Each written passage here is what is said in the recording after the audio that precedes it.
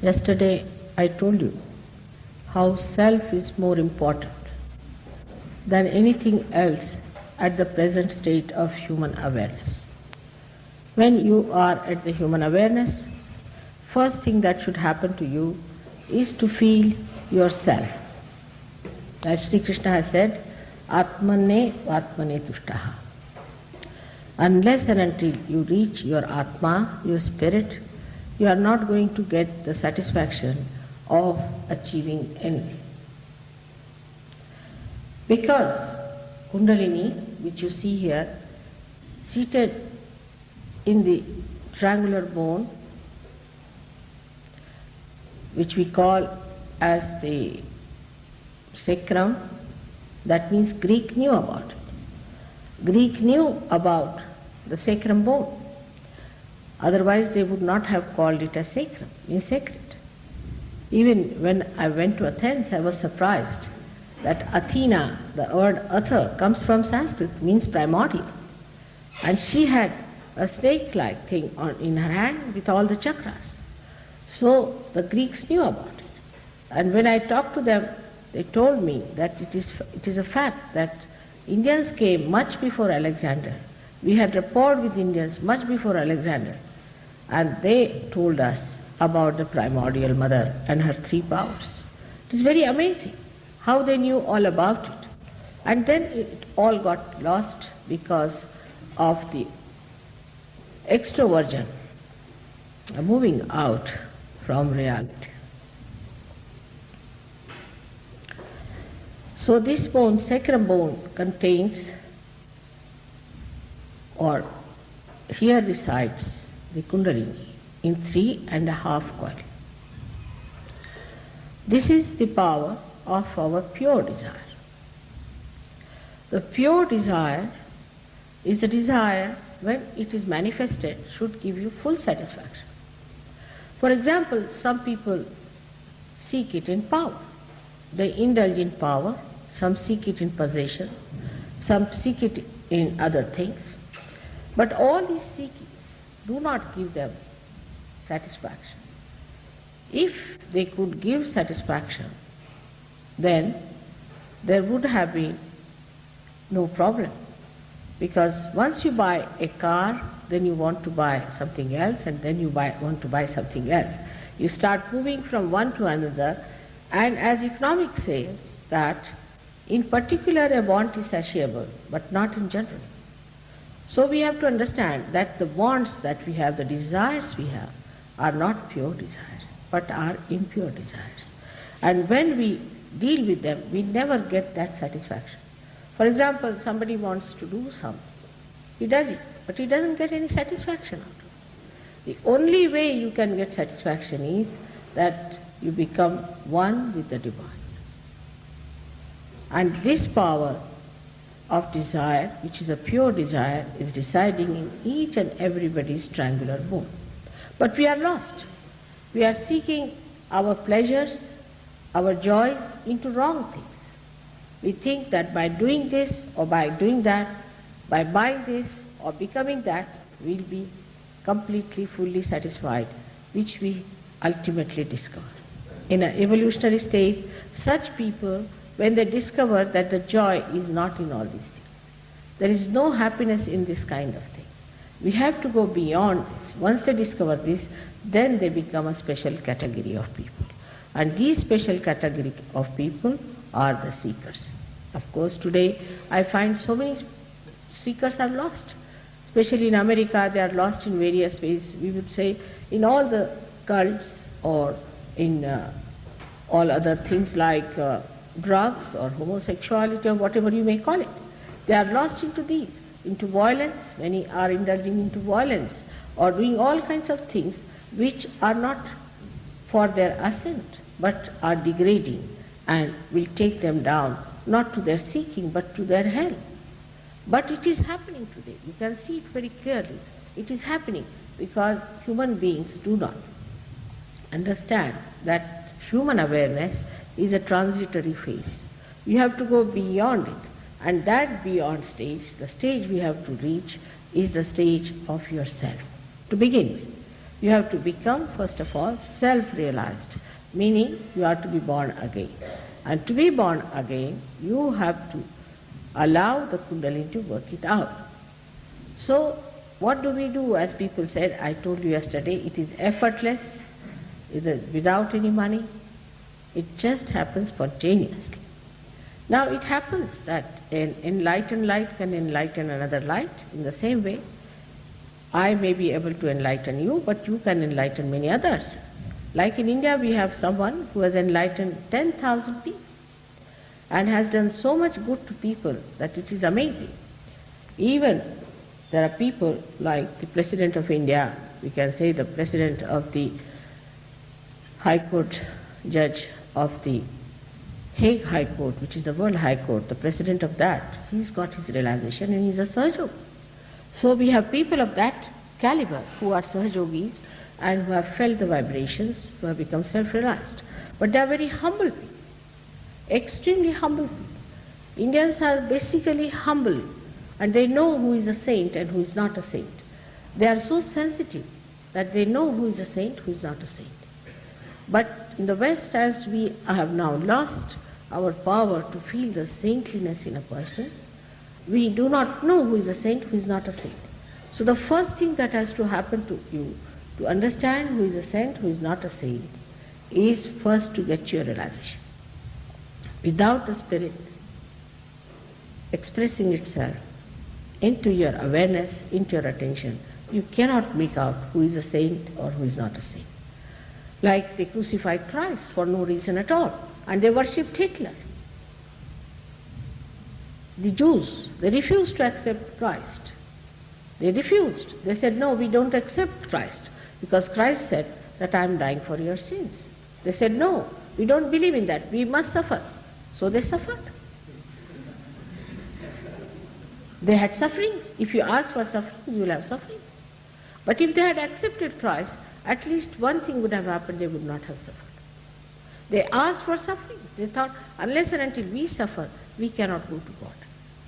This was a very wrong idea, because Christ himself was a Jew. Himself, he took birth among the Jews. And it was the Jews he came to save. But they are the ones who refused to accept him, because they were blinded. They didn't want to see the point. In the same way, it has happened in every century. Any time any incarnation came, people did not want to accept. Not in India. I would say Indians are much more sensitive to spirituality because they are not so materialistic. They understand, because we have been for ages seeking and seeking from traditionally, so we know what this seeking is, what it means. For me, it's not difficult to talk to them about Kundalini. There I start on a different level altogether, because they know everything, whatever I'm talking, they know already what it is. Maybe not in the cities where the people are westernized, but they know. But for other people, I have to start it from A to Z. So this is the Kundalini we have got in 3.5 coils, and it has a mathematical calculation. Now, it's only Indians and the Buddhists, from Indians, I would say, believed in the non-being. They believe there's a non-being, being and non-being. What is that state of non-being? When you become the non-being, means when you go beyond your conditioning and ego, then you become the non-being. And once you become the non-being, then nothing can touch you. As I told you yesterday, who are standing in the water have fear of getting drowned in the water. But if you go to the boat, then you start seeing that the water is down below, it is not going to touch you. That state has to be achieved, is a non-being, is the fourth dimension within us. This is called also in Sanskrit as Turiya Dasha. Now you might say, why in India these people discovered all that? See now, the reason is India is a very ancient country. And there we didn't have these problems that you had to face when you came to America. You had to face the nature to begin with. Our nature is very kind. We can live under a tree, eat the fruits of the forest, and can enjoy ourselves. We don't need much in that country to cover ourselves or to have any elaboration. So the attention has been always inside to find out why are we here, what are we doing here, are we wasting our life, are we doing any harm to ourselves or to others, is it all right to exist as human beings, or is there anything beyond? This search has been there for thousands and thousands of years, and because of this seeking, they have been able to reach right conclusions that there is this Kundalini within us, and this Kundalini is to be awakened. And if she is awakened, then you can become self very easily. And this was the job I had to do. For that, I had to work very hard for days together to understand what was the problem with human beings, the permutations and combinations of problems that they have. And somehow I managed it. I think now mass realization is possible. Yesterday, despite some people being mischievous, you did get realization. This is God's work, and God's work will go on. Whether some people come and trouble you makes no difference. They are just like mosquitoes. They come and go away. Has no meaning at all. Because, you see, God's work is much greater than what they think of themselves. So it doesn't matter what happens or what people say or talk. The God's work will go on. But you must know it's a living work. It is not a plastic thing. You can produce thousands of plastic flowers very easily, but you cannot produce one single living flower. So when this living force has to act, it takes time. And it will take time, gradually it will grow, and you will be surprised that gradually it grows so beautifully that suddenly you find lots of people coming up and becoming. Because in Sahaja Yoga, what you become is important. It's the actualization. It is not some certificate or some organization that you belong to some organization or there is some certificate. But it is what you become. Your becoming is important. If you cannot become something, then you are no good in Sahaja Yoga. Many people who come to us, we find they improve a lot and they become very great also. But some people do not. They just waste it. Energy is all wasted, whatever you may try, they do not. Sometimes they are so conditioned that we cannot improve them.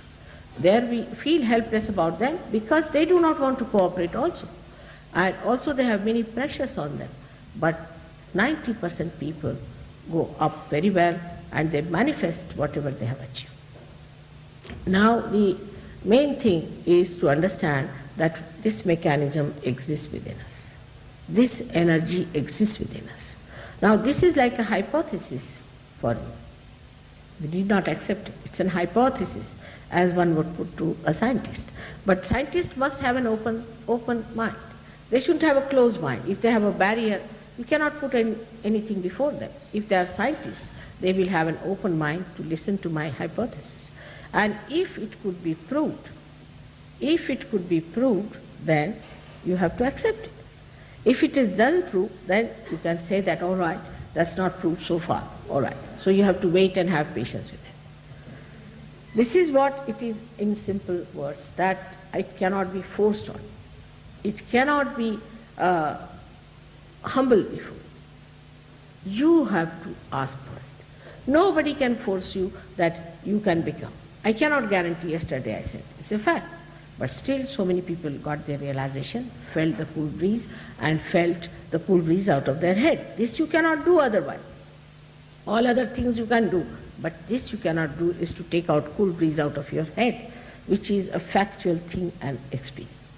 But as I told you, that we live mentally much more than we live with reality.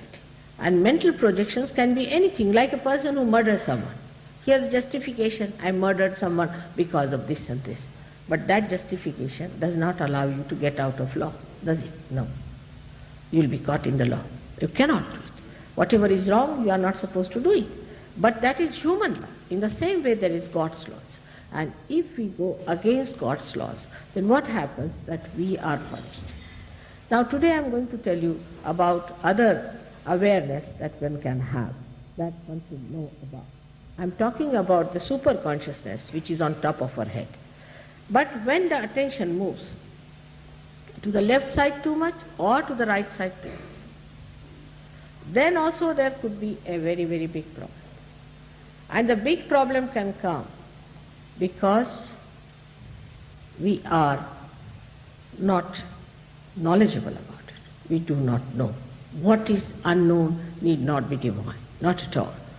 Now when you start, say, becoming extremely submissive, slavish, or you start following something very blindly, you start becoming fanatic about it, just without thinking what you are doing is not right or wrong.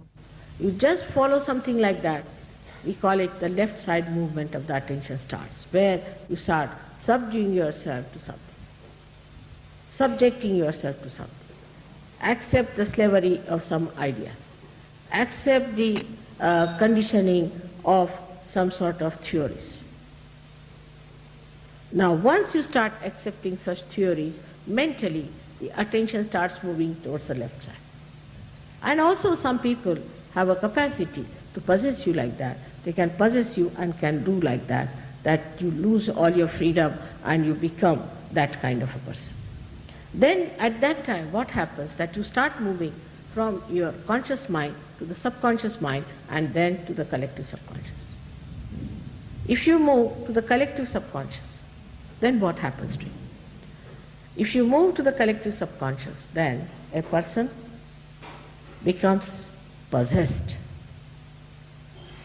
This possession comes to you through what we call the protein 52 or protein 58 in medical terminology. They say that if a person is vulnerable to cancer, it is triggered by the presence or entrance of protein 52 or protein 58. These are the names the doctors are given, which trigger the disease. And once that happens, then a person cannot get out of cancer, because then the triggering starts and he starts getting from bad to worse. This 52 and 58, where do you find it? According to doctors, you find 52 and 58 in the area which is built within us since our creation. This area is placed within us. On the left hand side, as you see, somebody can come and show. On the left hand side, this area is placed.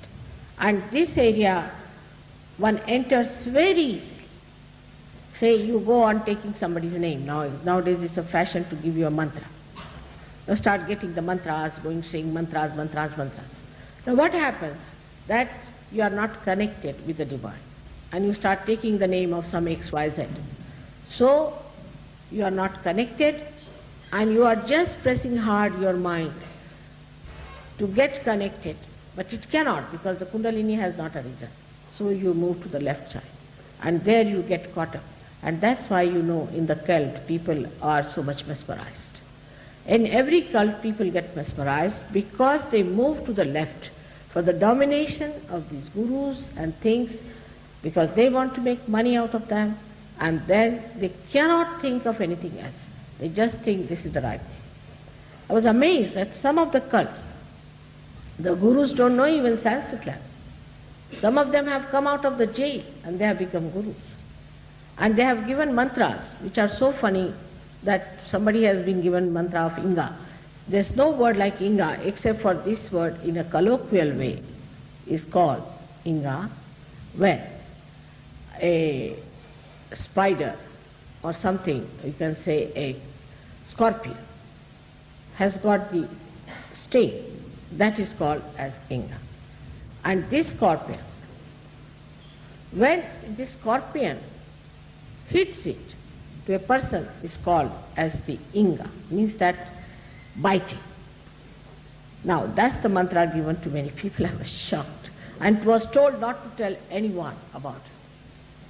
So if you tell to anyone, he'll just start laughing and roaring with laughter. Another mantra I heard was Tinga, meaning when you show somebody like this is Tinga, in colloquial word, not in Sanskrit language. There is nothing like a Jir and Ing in Sanskrit language. It has no meaning. And everything is meaningful in Sanskrit. Even every syllable is meaningful. So such people have come over and have become great gurus, and they give you names, maybe the names of some proteins which exist and which enter into you, and you get possessed.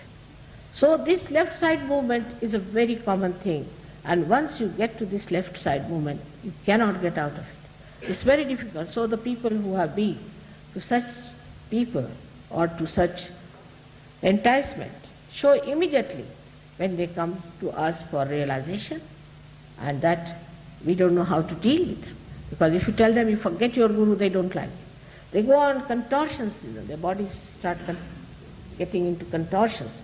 They feel terrible, they cannot sit quiet, they cannot move out. But if you tell them that this was wrong, they don't want to accept, because they are still carrying on with that idea, and they don't want to believe that whatever they were carrying on was wrong, that they have to ascend. Even when they ascend, they take time.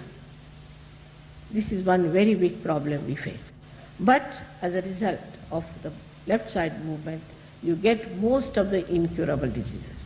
For example, your AIDS disease that has come is because of the combination of the left side Muladhara center and heart.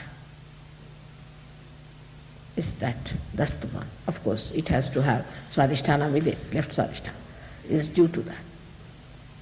If somebody could cure these three centers of that person can be cured. Sclerosis comes from the same. If somebody is suffering from multiple sclerosis, same problem. It comes Muladhara chakra, void, and also sometimes the right heart. Sclerosis. Most of the muscular troubles go like that. Then we have got cancer. Cancer could be due to any chakra which is on the left hand side. Must be the combination of two chakras on the left hand side, depending on where the trouble is. But when the cancer trouble comes into the center, then it starts ascending, then it starts moving, and you get galloping cancer. You can start going from one to another end, and it can finish off a person. That's how you can just be finished with the galloping cancer. Now when somebody is vulnerable, like I would say a person who is a very, very active person, who is very much under shock all the time, is very, very active and hectic. Supposing he is getting up in the morning, reading newspaper, and getting up into his bath, and then getting ready somehow or other, and getting into his car, and then going out, and in a very hectic manner he lives under shock because he is reading horrible news, then he is seeing a big jam on the street, all these things are happening. He is so full of anxieties. Such a person is vulnerable to another thing called blood cancer. But for that also the left arm, this center, is attacked. If left navi is attacked under these circumstances, such a person can get blood cancer. Supposing a mother is like that, she is a very hectic person and she is trying to sort of do many things at the same time, and she is of that nature, then also the child can pick up from her. If a mother is a very extreme type of a person or has gone through shocks like that, I have seen people who have gone through wars and have come out of problems, their children also are very prone to troubles of the brain, and they also get it because of the left side movement. But as you go upward, as the chakras come upward on the left hand side, say the left aga is caught up and left swadhisthana is caught up, that means a person is completely possessed. But with that, if the heart chakra is caught up, or with that, if the Vishuddhi chakra is caught up, then one can become mad. And such people could be there. But they come mad, they become all right, then become mad. Like that they go on, ultimately they end up as mad people. But in Sahaja Yoga, one can cure people who are mad, but they have to be treated in a way. Normally we do not take up any person who is a mad person in our group, because it's very difficult to cure them and better them. But if they want to work it out on themselves, we say, all right, work it out this way, try if you can be all right. But there are many in-between phrases, like schizophrenic, you can call it, or some people who are imbalanced, who are nervous, all kinds of things are in between. So absolute mad even if you forget, but there are so many others who look sane but inside they have problems. All such people can be cured with Sahaja Yoga if they act according to what we tell them and the way it is to be worked out. Now in Sahaja Yoga the practices are extremely simple because it's question of balance. The left side catches, if the left side catches, then you get all these problems. But if you can balance it, if you can balance left side with the right side, the troubles can be all right. For example, if you have got, say, a left side problem, and you do some right side activity of ego development, you'll be amazed that your cancer can be cured. But then you go to the right side. That means you become ego-oriented, you become extremely ambitious, you become futuristic, you start dominating others, and this is what was practiced by Hitler. He got this knowledge from Dalai Lama. He said it in his book that he got it from Dalai Lama, how to control the minds of the people, by which you dominate them, and by domination, what do you make out of them? Devils. And that's why he did it, because they become so ambitious, they become racist to begin with. They become racist, they think they are the best, they are the highest, they have the right to kill anybody they feel like, they have a right to take revenge, they have a right to ill-treat people. All kinds of funny ideas come into their heads, these right-sided people. And when they come into the right side, they do not know what they are up to, because once they develop the right side, then they have other troubles, like they might develop blood pressure, they might develop kidney troubles, they might develop heart trouble. Heart in the sense, not angina and all that of a lethargic heart, but overactive heart. They can get a sudden massive heart attack and they may die with it. So such people are also suffering from all kinds of liver trouble, like cirrhosis of the liver, other liver troubles, skin problems. All these come from the right side. So when you start moving to the right side too much, you can be possessed by people who are overactive. Like an ego-oriented person, if he becomes friendly with another egoistical person, both of them combine together in such a manner that they form a group of egoistical nature. When they become egoistical, they try to dominate. And a big group can form a frantic, horrible, violent group which can try to kill. In India we had one such group which was formed under the name of the goddess. They started it in India, called as Anand Mark. Of course it is now banned. The fellow is under supervision, but still in America he has followers. Surprisingly, they were caught killing some ambassadors and all that, and the leader had to go in the jail for days together. Everything happened, but the followers, because they are so possessed with the idea that they are in charge and they have to kill everyone and that they have to become like Hitler. Now you cannot stop it. It's very difficult, but you can. If you can raise their Kundalini, then they will understand this is not reality. We are just doing something that is not reality. It is not for our beneficiary or not neither for anybody else. It is such a dangerous thing we are doing to ourselves. It's not at all benevolent to ourselves or to anybody else. So the benevolence only comes when you move upward. The third, we can say, is the awareness of hell, where people are really devilish by nature. You cannot change them. They are very devil-like, very possessive type, extremely arrogant, aggressive, and they are really devils incarnate in human forms. And such people have to go to hell, because we call them as the awareness of the hell. They always think of destruction, of destroying others, or overpowering others, or of destroying themselves. There are many groups you know who destroyed themselves. Just like that, they killed themselves. These are all the people who are on the other side of the ascent. So when you start rising higher and higher into these chakras, and when the Kundalini rises through all these chakras and goes up beyond the Sahasrara, as you call it, the Brahmarandra, here, you become a subtler being. Like your human attention, say, we can say, it's like a cloth here. And now the Kundalini is pushing it upward like that. So all your attention which is outside goes inside. And when it pierces through, from here, this piercing makes the attention subtle because the subtle that is around, which you do not feel normally, starts penetrating into it. It starts covering your attention. And that's how we say, now your attention is enlightened. And now it is enlightened, not just talk, but it becomes enlightened with collective consciousness. You become collectively conscious. Then such people, when they talk, they have such a personality, such a knowledge. They become knowledge. They have no problems. They become knowledge because they become the absolute. But it is for you to decide, what are you seeking in life? What do you want in life? What is your life worth? If you want to cheapen your life, waste it for something very cheap and ordinary, useless, then you can go ahead with it. But if you think your life is important as a human being, should be, because you have become from amoeba to this stage as a human being, not to waste it, not to throw it away uselessly, but to become the spirit. That's what you have come on this earth for. And that's what should happen to you.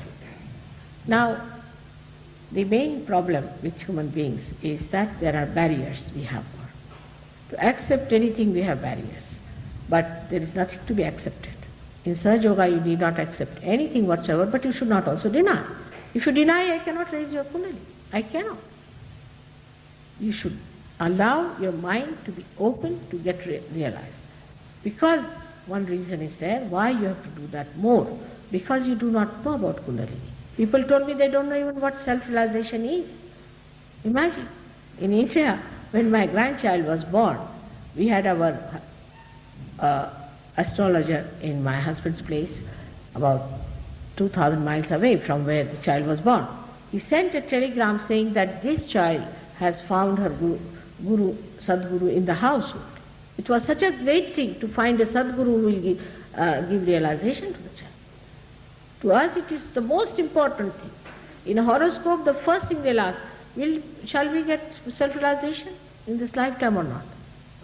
Then they say, all right, this lifetime you might. Maybe next lifetime. Then they think, oh God, we have to wait one lifetime more.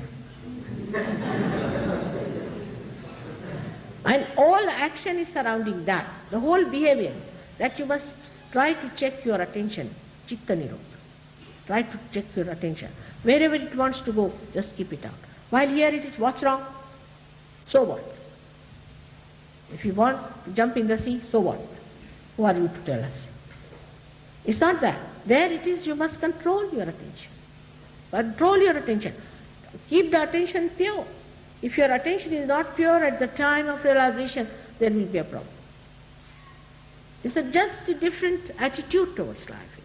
If somebody is angry, here people always say, I hate you. I mean, in India, if a child says like that, he'll have 2 slaps on the face. It's regarded bad manners to even to think like that, that you hate anyone. To hate anyone is a sign of degraded personality. I mean, it's very common with Indian people. Whatever you know of Indians are the people who are uprooted, who have come here to make dollars. They are different people. They are sort of sieved out. But the people who are in India, now we have here at least 20% people who have been to India. You can ask them. To them, generosity is a quality. Righteousness is a quality. Purity is a quality. Quietude is a quality. Peaceful nature is a quality. They do not boast of their angers and they do not boast of their hatred at all. I mean, it is never, never, never done. Even if somebody hates, he will not say that, I hate you. And it took some time for me to even to say this sentence to people, that this is something prohibited. Because your tongue gets spoiled. If your tongue is spoiled and impure, then whatever you say becomes untrue. Your tongue must be pure. You should not say something which is not true. In the sense, true doesn't mean that supposing somebody is a person who to your mind is not a good person. You shouldn't say that. You need not say that you are not a good person. You just keep quiet. Let him discover. Because if he is bad, he'll suffer himself. This is a common attitude. I'm not talking for Indians, but I must say for spiritual life, one has to learn from them.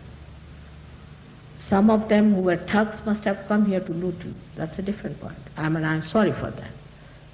I'm sorry. But I also blame you for your naiveness. I came much before that. But I said you are not to pay to anyone any money. Nobody listened to me. They didn't like me at all when I said that. So you had to suffer. I know it was wrong, but it happened. Now at least people should realize that purity can only be achieved through self-realization. Innocence can be awakened within you on the first chakra. On the first chakra, you develop innocence. In the second chakra, you develop creativity. I've known people who never used to sing, have started singing very well, who never used to create anything, have started creating beautiful paintings. They have become great painters now, very well-known painters, musicians. Those who were never doing architecture have become great architects, and who have never done any interior decoration have achieved a lot. So, to say that we are very creative, one must know that you have limited energy. And for that you have to be connected to the main, so that all the time the energy is flowing into you. Then on top of that is the third center, which is the center of your seeking. So whatever you were seeking was not all right. But you do get your material well-being, no doubt. You do get your material well-being, but up to a point where you feel absolutely satisfied about it, you don't need anything anymore. You also get a great blessing of dignity and divinity. You get a proper understanding of your being. You become like a king. For a king, what we call the emperor, he doesn't need it. For example, as you know, I'm born of a very rich family, and it's a royal family, and my husband also is a very rich man. It's all right. We live in a very great comfort, no doubt. But I can sleep anywhere. I can sleep on the street, I can live anywhere. I'm not bothered where I live, what I do, how I move. I have no problem. Because if you are the emperor, you don't ask for anything, do you? If you get the food, all right. If you don't get, all right. If you like some food or don't like food, somebody says, I don't know what I eat in the morning, I don't know what I'm going to eat now. I don't know if I had my lunch or not. If I've had, all right, otherwise you can do what you like. It's that simple. Your body becomes your slave. You can lie down anywhere you feel like, you can do any amount of traveling, you can do 1,001 things. You become so dynamic. That happens when your Lakshmi Tattva is a reason. There are 4 Lakshmi Tattvas within us. The first is the Lakshmi Tattva, where you become a person very dignified and endowed with material comforts. But comfort which kills you is not there. Comfort means you are materially no more bothered. You get jobs. In London we have so many jobless people. But in Sahaja Yoga, all those who are there, all of them have got jobs. All of them. It's difficult to find one person who hasn't got the job. Moreover, it is compulsory in Sahaja Yoga that those who stay in the ashram must have some jobs. We have tried to allow some people to come without that, but we had very bad experiences of such people. So all those who are living on dole or some sort of a thing, we don't allow them to come in the ashram. And you'll be surprised that as soon as they join Sahaja Yoga, they get jobs. They get better and better jobs. Because Krishna has said, Yoga Kshema Vahamyaham. When you get your yoga, your well-being will be looked after.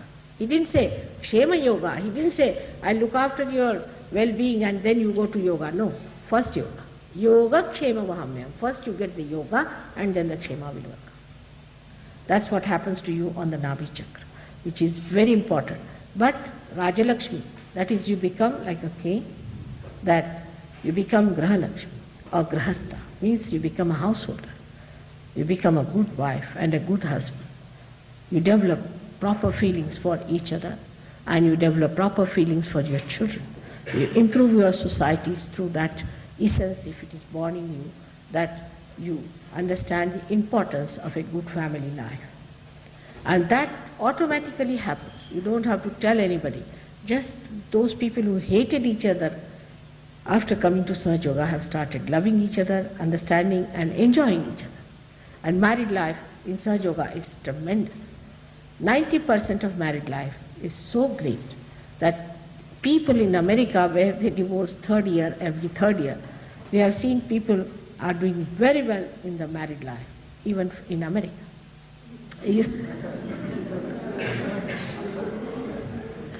Even here, you see this mental projection, the wife is no good and husband no good, all vanishes. You become the spirit.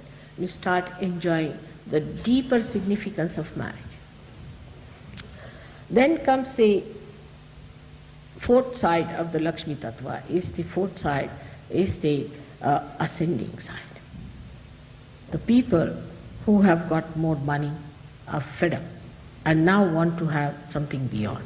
In the same way, in Sahaja Yoga, when you start moving, then you find that nothing but spiritual life gives you real joy.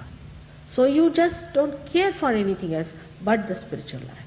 And what is the spiritual life of Sahaja Yoga is that you become the light and you give light to others. Selflessly. There is no selfish motive in it. Just because you are the light, you become the light. You don't see the light, you become the light and you give light to others. And just do it selflessly, without charging any money, without asking for anything. You just start giving what you have got, spontaneously, without paying for it. You just do it in a way that is a saintly way. Saints always spend their own money, always have spent their own money to give joy to others. They have never taken money from anyone. I mean, I have not heard of any saint who has built up big palaces and big places and big organizations. Never. That's not a sign of a saint. A saint just emits compassion. And this compassion doesn't speak, it is silent. This compassion acts. It doesn't speak, it acts. When it acts, it works out wonders. That's what you know when Christ was touched by some lady. He said, some energy has flown through me. That is what it is. That the energy starts flowing through you and you do not do anything. It just happens automatically. Without doing anything, you achieve it. So for today, I think I have come up to the Nabhi Chakra. Tomorrow I'll tell you about other chakras in better elaborate way, that you will understand what is the essence of these chakras, that what becomes of you. They have described to you the chakras, but why these chakras? What do they mean? These are the different evolutionary milestones within us which have been crossed, and the last one is this one which you have to cross now, that's all. So you are just ready for it. You are made for this. God has made you for this. His best is that you get to it. And that's why I was yesterday asking questions, and people have now told me, Mother, don't ask questions because it's a waste. It's a waste of time. Those people who are asking questions are not asking any sensible questions. They are not bothered about themselves, but how they are spending their lives. Of course, some people asked very sensible questions also, I must say. But there's no need to ask questions. Let us see if it works out within you. If it works out, will be a good idea. Now, you want to have realization? First,